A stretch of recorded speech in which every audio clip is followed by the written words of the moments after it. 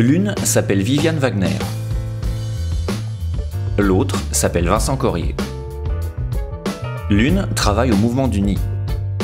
L'autre au sein de l'association ARS Antigone. L'une est déléguée départementale, l'autre est assistant social. Ça ressemble à quoi la prostitution aujourd'hui? Ça ressemble à des jeunes. J'en ai vu 3 aujourd'hui, 2 de 25 ans et une autre de 19 ans, à une couleur noire, comme leur peau. Voilà pour moi ce que c'est que la prostitution aujourd'hui.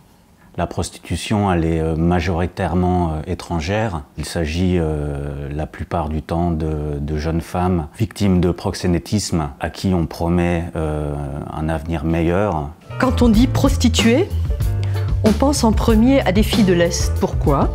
Je ne sais pas qui est le « on pense ».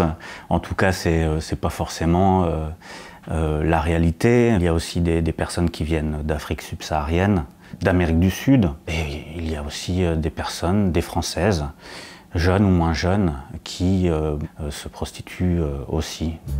Tout le monde peut tomber dans la prostitution. Moi, je dis que non.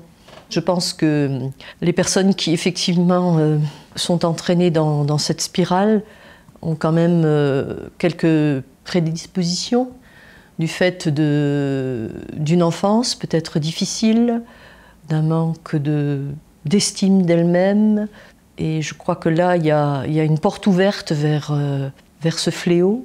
C'est la précarité, c'est la pauvreté qui est le terreau de ce phénomène. Si on cumule un certain nombre de précarités financières, peut-être affectives, on peut à un moment se résoudre à devoir faire ce choix. La façon de se prostituer a changé avec les évolutions technologiques. Effectivement, il y a beaucoup moins de personnes prostituées qui travaillent dans la rue. Un certain nombre d'entre elles, que l'on croise par ailleurs, nous expliquent qu'elles fonctionnent avec des sites internet. L'acte en tant que tel se déroule ou à l'hôtel ou au domicile des clients. Le passage par la prostitution de rue n'est plus nécessaire pour pouvoir se prostituer. Puisque le mouvement du Nid a porté plainte contre le site Viva Street, qui hébergeait donc la possibilité de rencontrer des clients, des femmes reviennent en disant là vous avez quand même fait un gros coup, c'est pas bien, vous auriez pu quand même penser à celles qui se prostituent par internet. Technologiquement parlant, on a peut-être évolué la facilité de rencontre, mais la galère reste la même. Les plus coupables, ce sont les proxénètes ou les clients?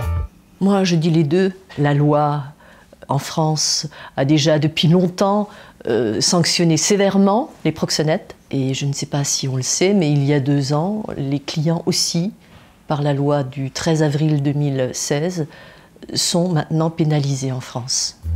Ce serait quoi le modèle de prostitution idéal? L'idée, c'est déjà que les personnes qui la pratiquent ne la pratiquent pas sous pression, sous contrainte. Moi, je suis choquée par la question. Dans la peau d'une femme, on ne peut pas imaginer qu'une prostitution soit même pensée idéale. C'est inconcevable. En finir avec la prostitution, c'est réaliste? Ce n'est pas réaliste, mais c'est une utopie à laquelle on a le droit de rêver. Il faut abolir le système prostitutionnel qui conditionne à la fois les femmes prostituées ou les hommes, mais également elle implique le client et le proxénète. Moi, je me suis, je crois, jamais posé cette question-là. Je pense que la prostitution existera toujours. De façon globale, ça ne me paraît pas envisageable, mais on verra.